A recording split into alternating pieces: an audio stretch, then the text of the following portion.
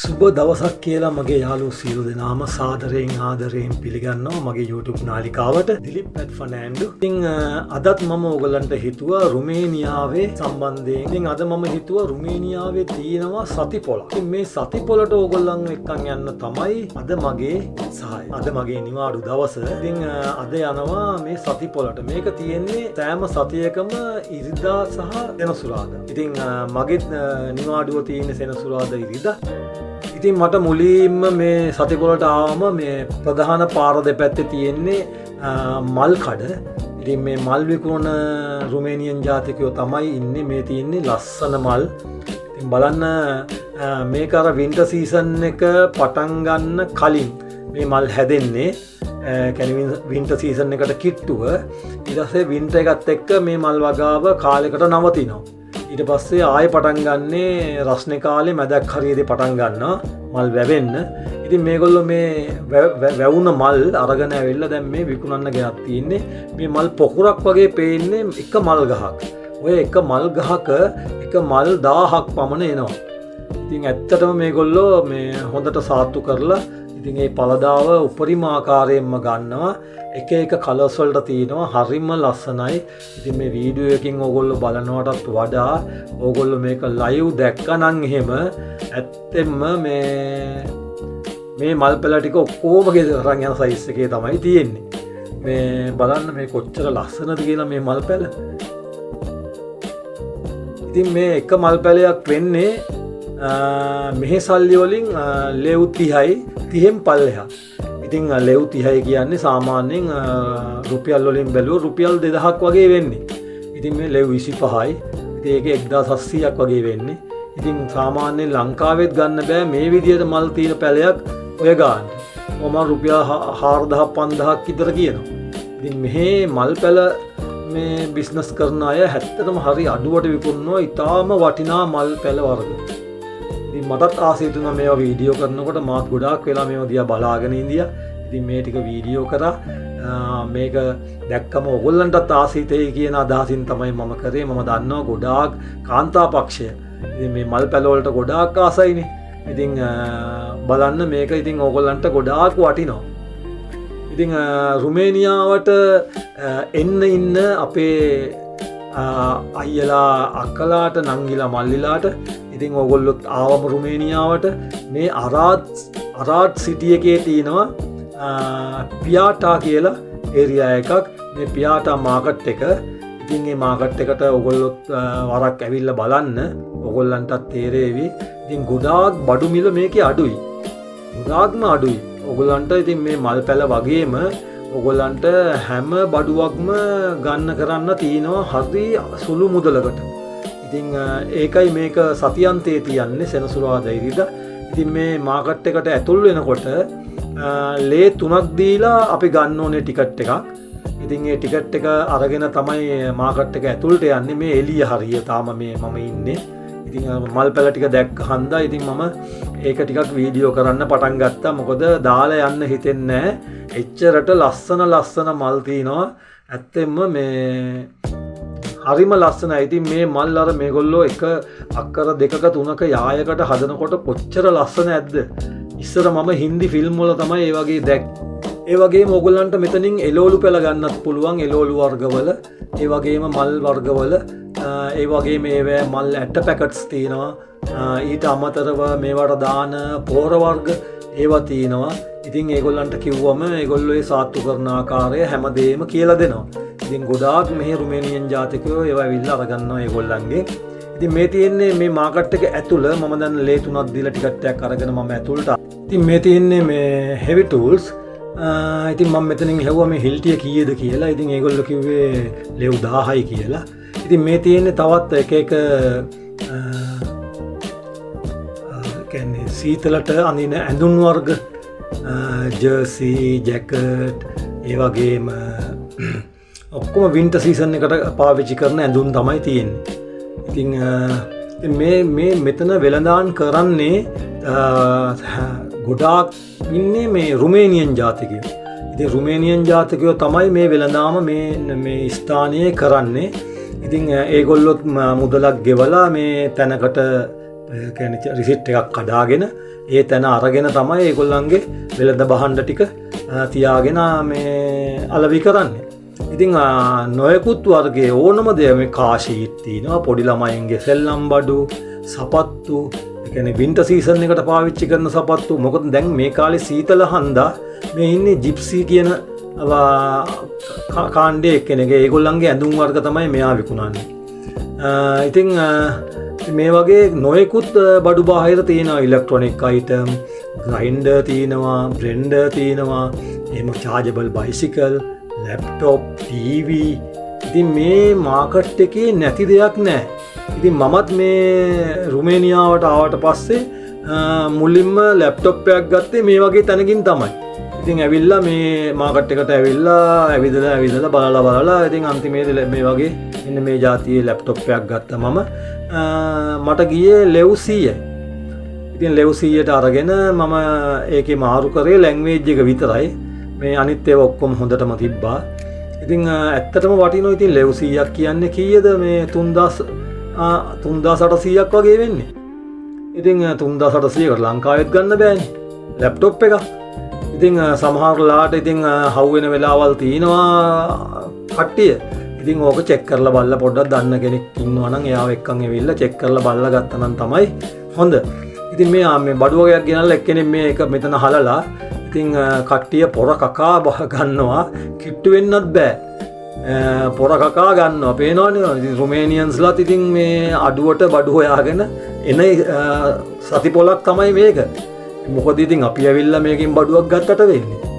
ඉතින් මේ රුමේනියන්ස්ලා තමයි මේ සෙනසුරාදා දෙනකම් බලන් ඉන්නවා මේ සති පොලට එන්න. මේ ඇන්ටික් බඩු, ලී බඩු වර්ග තියෙන ඔය පියානෝ එහෙම තියන්න, කබර්ඩ්ස්, ඒ වගේම ඉස්සර කාලේ රජ කාලේ ඇන්ටික් හරිම ලස්සනයි. මේවා කියන්නේ තඹ හෝ පිත්තල වලින් හදලා තියෙන ඒවා. මේ ඇත්තටම දැක්කම හරි ලස්සනයි ඒවා. මේ ඉතින් මම ඒකමයි මේවා ලං කරලා පොඩ්ඩක් මේ වීඩියෝ කරේ. එච්චරට ලස්සනට ඒවා නිර්මාණය කරලා තිනවා. ඉතින් මේ තියෙන ඔක්කොම ඇන්ටික් දේවල්. මේ ලී එකකින් මේ හදලා තියෙන්නේ, ලී වලින්. මෙතන ඉන්නවා හූනෙක් හදලා තිනවා, ඉබ්බෙක් හදලා ඉන්නවා. එහෙන් ගියාම මම දැක්ක පළතුරු වට්ටියක් හදලා තිනවා ඔය. ඊට පස්සේ එක ඔය පොට් ඒ වගේ. ඉතින් මේවා නම් ඉතින් කිව්වම මේගොල්ලෝ ටිකක් ගණන් උස්සනවා. ඉතින් කතා කරලා ගන්න පුළුවන් සාමාන්‍ය ගානකට. ඉතින් ඔය මෙතන විකුණන්නේ කෝපි. ඒ කියන්නේ අපි බොන කෝපි එක තියෙන්නේ. ඒ කෝපි ඇට පැකට්ස්. ඉතින් මේ යූස් කරපු ටයර් තියෙනවා විකුණන්න. හරිම සීතලයි. මගේ අත දැන් ගල් වෙලා තියෙන්නේ. ඉතින් තාම මේ යන්නේ අද ප්ලස් 6 වගේ තියෙන්නේ. ඉතින් ප්ලස් 6ට ඔය වගේ සීතල නම් කොහොමද -16ට 17ට යනකොට. ඉතින් ඒකමයි මම ඕගොල්ලන්ට කියන්නේ රුමේනියාවට ඉන්න අයට. මම කියන්නේ ඒකයි හැමතිස්සෙම ඕගොල්ලෝ මේ සීසන් එකේ ඉන්නවා නම් මේ මාසේ ඉඳන් තව මාස 4-5ක් ඉස්සරහට ඕගොල්ලෝ අනිවාර්යෙන් වින්ටර් සීසන් එකට ඔරොත්තු දෙන ඇඳුම් අරගෙනම එන්න. එහෙම නැත්නම් මේ වගේ අඩු තැනකින් ඇවිල්ලා ගන්නත් පුළුවන් අඩුවට. මොකද ඉතින් ඔයගලන්ට ආවැටි මේ දේවල් කරන්න බෑනේ. ඉතින් ඔයගොල්ලෝ පුළුවන් තරම් ලංකාවෙන්ම අරන් එන්න බලන්න. මෙහි කඩවල් වලින් නම් ගන්න බෑ. මොකද ටිකක් වියදම වැඩි. සාමාන්‍යයෙන් ලේ 260යි 300යි ඔය වගේ ගණන් වලට තියෙන්නේ. ඉතින් ඒ වගේ ගාණක් දීලා ගන්නවට වඩා හොඳයි ලංකාවෙන් ඊට අඩුවට මේ ගන්න පුළුවන්. මොකද ලංකාවේ වින්ටර් එකක් නැහැනේ. ඒකින්ද ගණන් වැඩි වෙන්නේ නැහැ. ඉතින් පුළුවන් නම් ඕගොල්ලෝ වින්ටර් කිට් ලංකාවෙන්ම ගේන්න වග බලා ගන්න කියලා තමයි මම ඕගොල්ලන්ට කියන්නේ. හැමතිස්සෙම මගේ වීඩියෝස් වල මම කියනවා ඔය වින්ටර් සීසන් එකට බෙහෙත් වර්ග, එහෙන් ගියාම ඕගොල්ලන්ගේ වින්ටර් ඇඳුම් ඒ ටික අරන් එන්න කියලා. ඉතින් ඕගොල්ලෝ මේ සතිපොලට ආවට පස්සේ ඕගොල්ලෝ හිතන පරිදි ඕනෑම දෙයක්. ඔයාට ඔරලෝසුවක් ගන්න ඕනේද, ෆෝන් එකක් ගන්න ඕනේද, ටැබ්ලට් එකක් ගන්න ඕනේද, ටීවී එකක්, ලැප්ටොප් එකක්, ලස්සන සපත්තු, ඒ කියන්නේ ඔයාට වින්ටර් සීසන් එකට අඳින්න ජැකට්, හෑන්ඩ් බෑග්, ඉතින් කරාබු, මාල, චේන්, සාමාන්‍යයෙන් ඔෆිස් අඳින ඇඳුම්, ඉතින් ඒ වගේ ඕනම දෙයක් මේක ඇතුලේ තියෙනවා. හැබැයි මේක ඇතුලේ තියෙන ඒවා හරියටම කඩේ වගේ දෙකෙන් පංගුවට ගාන අඩුයි. ඉතින් ඔයගලන්ට මෙතනින් හොඳට හොයලා බලලා මේ බඩු ටිකක් ගන්න පුළුවන්. ඉතින් මෙහෙ ඉන්න අය සමහර අය දන්නෙත් නැතුව ඇති. ටික දෙනෙක් දන්නවත් ඇති. ඉතින් මේක තියෙන්නේ අරාද් නගරේ. අරාද් ඌටවලට ආවනම් ඔයගලන්ට එන්න ලේසි. ඉතින් මෙතනට පියාටෝ දන්නවනේ පියාටෝ වලට ඇවිල්ලා එතනින් මේ පියාටෝ මාකට් එකට එන්න පුළුවන් ට්‍රේන් එකේ. ට්‍රේන් එක කියන්නේ මේ මෙට්‍රෝ එකේ. ඉතින් සපත්තු වර්ගත් ඕන විදිහකට තියෙනවා. ඉතින් වින්ටර් සීසන් එකට ඔප්පු දෙන ඒවාත් තියෙනවා. නෝමල් යූස් කරන සපත්තුත් තියෙනවා. ඉතින් මෙතන තියෙනවා පාවිච්චි කරපුවා මේ සහ අලුත් සපත්තු. ඒක හන්දා ඉතින් අපිට ඒක හොයලා බලලා මේ ඒකේ කන්ඩිෂන් එක අනුව ගන්න පුළුවන්. ඉතින් සාමාන්‍යයෙන් උපරිම ලෙව් 50කට නැත්තම් ලෙව් 30කට 40කට එහෙම ගන්න පුළුවන්. දැන් මේ සපත්දයක් කඩේ ගන්න ගියොත් එහෙම 150ක් 200ක් කිට්ටු වෙනවා. ඉතින් මේකෙන් ගන්න පුළුවන් සාමාන්‍යයෙන් 100න් අඩු ගානකට ගන්න පුළුවන් හොඳම සපත්තු දෙකක් අලුත් වර්ගයේ. පාවිච්චි කරපු දෙයක් නම් ලෙව් 20කට 30කට ගන්න පුළුවන්. දැන් ඔය පෙන්නන જાතිය සපත්තු මේ පාවිච්චි කරපු සපත්තු ඔය පේන ඒවා. ඉතින් ඕවා ලෙව් 30 50 30ත් ඇතුළත ගන්න පුළුවන්. ඉතින් මේකේ තියෙනවා ඉතින් ඔෆිස් දාන්න පුළුවන් සපත්තුත් තියෙනවා. නෝමල් මේ දාන්න පුළුවන් සපත්තුත් තියෙනවා. මේ ඇවිල්ලා වින්ටර් ග්ලව්ස්. ඉතින් වින්ටර් එකට පාවිච්චි කරන අයිස් කැප්. ඉතින් නොයෙකුත් වර්ගයේ අපිට එදිනෙදා අවශ්‍ය කරන හැමදේම මෙතනින් ගන්න පුළුවන්. ඔයගොල්ලොත් එන්න ඇවිල්ලා බලන්න. මේක තියෙන්නේ සෙනසුරාදා ඉරිදා. ඒ දවස් දෙකේ තමයි මේ විශේෂිත වූ පොළ තියෙන්නේ. මේ ඇවිල්ලා ඉලෙක්ට්‍රොනික කියන්නේ ෆෝන් තියෙනවා, සවුන්ඩ් සෙටප් තියෙනවා, ඉලෙක්ට්‍රොනික අයිටම් ඕන එකක් මේ කෑම කඩ. ඉතින් මේ වගේ කෑම කඩ තමයි මේකේ හැම තැනම තියෙනවා මේ විදියට මේ දාලා. ඔයගලන්ට කෑම මොන හරි ගන්න ඕන නම් ඒවෙන් ගන්න පුළුවන් මේ පොළට ආවට පස්සේ. ඒරියා එකේ තනිකර ඇඳුම් වර්ග. ඉතින් ඇඳුම් වර්ග ඕනම જાතිය ඇඳුම් වර්ගයක් තියෙනවා. ලේඩීස් ජෙන්ට්ස් දෙකම. ඉතින් මේකේ තියෙන්නේ ගොඩාක්ම තියෙන ඔය මේ ඉලෙක්ට්‍රොනික බඩුයි ඇඳුනුයි නෝමල් ඇඳුනුයි මේ බයිසිකල්. ඉතින් බයිසිකල් මෙහි ඇත්තටම මේ හොඳ තත්ත්වයේ තියෙන බයිසිකල් මේවා ඇත්තටම පාවිච්චි කරලා කියලා කියන්නත් බැරි සයිස් එකේ බයිසිකලුත් තියෙනවා. දැන් මේ බයිසිකලේ එහෙම ඇත්තටම මේ බයිසිකලේ මෙහි සාමාන්‍යයෙන් අපි ෂොප් එකකින් ගන්න ගියොත් සාමාන්‍යයෙන් ලෙව් 3000ක් 3500ක්වත් වෙනවා. නමුත් මෙතනින් අපිට ලෙව් 10කට වගේ ගන්න පුළුවන්. හෙල්මට්. ඉතින් මේ හෙල්මට් උනත් මේ හීරිලා කරලා එහෙම කරලා නෑ. හොඳ තත්ත්වයේ තියෙන හෙල්මට් එක. ඉතින් සෑහෙන අඩුයි. ඉතින් ලෙව් 50ක් 60ක් වගේ වෙයි උපරිම. මේ තමයි බාබකියු කඩ තියෙන ඒරියා එක. ඉතින් මමත් මේ මාකට් එකට ආවම ඇවිදලා පොඩ්ඩක් මහන්සි වුණාට පස්සේ ඇවිල්ලා මෙතනින් තමයි කෑම කන්නේ. ඉතින් මෙතන තියෙනවා චිකන් සහ ඌරු මස්. ඒ දෙක තමයි මෙතන තියෙන්නේ බාබකියු දාලා. ඊට පස්සේ අපි මේ කඩේ ඇතුළට ගිහිල්ලා වාඩි වෙලා අපි අවශ්‍ය දේවල් මෙතනට කියලා යන්න ඕනේ. ඊට පස්සේ කඩේ ඇතුළට ගිහිල්ලා වාඩි වුණාට පස්සේ ඒගොල්ලෝ ඒ අපි ඉල්ලපු බාබකියු වර්ග වලින් ගෙනල්ලා දෙන මම නම් චිකන් තමයි කෑවේ. මම ඌරු මස් වලට එච්චර ආස නැහැ. ඊට පස්සේ ඒ දෙනවත් එක්කම මේගොල්ලෝ පානුත් දෙනවා පාන් පෙති. ඉතින් අපිට අවශ්‍ය ප්‍රමාණයක් පාන් කන්න පුළුවන්. ඒකට charge කරන්නේ නැහැ. ඒගොල්ලෝ charge කරන්නේ අර බාබකියු වලට විතරයි. ඉතින් ඕගොල්ලෝ ආවමත් ඒක බලන්න මේ වටිනවා. මේ මෙතන තියෙනවා මේ ඔය බයික් වලට පාවිච්චි කරන ග්ලාසස්. මම මේගොල්ලන්ගෙන් ඇහුවා ඉතින් මේක කීයද කියලා. ඒගොල්ලෝ කිව්වා ලේ 20යි කියලා. ඉතින් ලේ 20ක් කියන්නේ සාමාන්‍යයෙන් 1200ක් වගේ වෙන්නේ. ඉතින් සෑහෙන අඩුයි. ඉතින් 1200කට මේක ලංකාවෙන් ගන්න බෑ අපිට. මේ ඉතින් මෙහි එක වර්ගයේ ක්වොලිටි එකත් හොඳයි. හොඳටම තියෙනවා. මම බැලුවා ඒකත්. ඉතින් ඇත්තටම ලේ 20ට වටිනවා. ඒ වගේම මෙතන නොයෙකුත් ආකාරයේ සන්ග්ලාස් වර්ග තියෙනවා. ඉතින් මමත් මෙතන බැලුවා සන්ග්ලාසස්. ඉතින් මම ඇහුවා එකක් අරගෙන ඒකටත් කිව්වේ ලේ 20යි කියලා. ඉතින් ඇත්තටම ඉතින් ලේ 20කට ඉතින් වටිනවා. මෙහි සාමාන්‍යයෙන් සන්ග්ලාස් දෙයක් ගැහුවොත් එහෙම ලේ 75යි ලේ 80යි කඩවල් වල. ඊටත් වඩා ගණන් වලට තියෙනවා ටිකක් බ්‍රෑන්ඩඩ් ඒවා. ඉතින් මෙතනින් සාමාන්‍යයෙන් මේ බ්‍රෑන්ඩඩ් වර්ගයකට ගන්න පුළුවන් යූස් කරපු එකක්. සාමාන්‍යයෙන් ලෙව් 30කට 40කට වගේ ගන්න පුළුවන්. මේ ඇත්තටම ලස්සනයි මේ සන්ග්ලාසස් ඔක්කොම තියෙන ඒවා. මේ ලේඩිස් ඒවා වැඩියෙන්ම තියෙන්නේ. ජෙන්ට්ස් ඒවා ටිකක් අඩුවෙන් තියෙන්නේ. කවුරු හරි එන්න ඉන්නවා නම් දන්නේ නැති කෙනෙක් ඉන්නවා නම් රුමේනියාවේ ඉන්න කෙනෙක් හරි මේක හොයාගෙන ඉන්න ඇවිල්ලා බලන්න. නම් දැන් අපි යමු එළවලු මාකට් එකට. මේ මාකට් එක තියෙන්නේ දැන් මම මේ ඉන්න එක ඇතුලේ ඉඳන් එළියට ගිහිල්ලා පාරෙන් එහා පැත්තේ තමයි එළවලු මාකට් එක තියෙන්නේ. හොඳ දැන් මම එළවලු මාකට් එකට ඇතුළු වුණා. ඉතින් ඉස්සරහින්ම තියෙන ඉතින් බීට් වර්ග, අල වර්ග, ගෝවා වර්ග නේද? පළතුරු ඇපල් තියෙනවා. ඉතින් මේකෙත් නොයෙකුත් වර්ගයේ එළවලු වර්ග වටේටම තියෙනවා මේ වම්බොටු. ඉතින් මම ගණන් හෙව්වා මේගොල්ලන්ගෙන්. දැන් වම්බොටු කිලෝ එකම වෙන්නේ ලේ 2යි. ගෝවා කිලෝ එකත් ලේ 2යි. ඉතින් ලේ 2ක් කියන්නේ 140යි. ඉතින් මේ පාර ගෝවා තමයි වැඩියෙන්ම මේ මාකට් එක ඇතුලේ තිබ්බේ මම දකින්න තැන.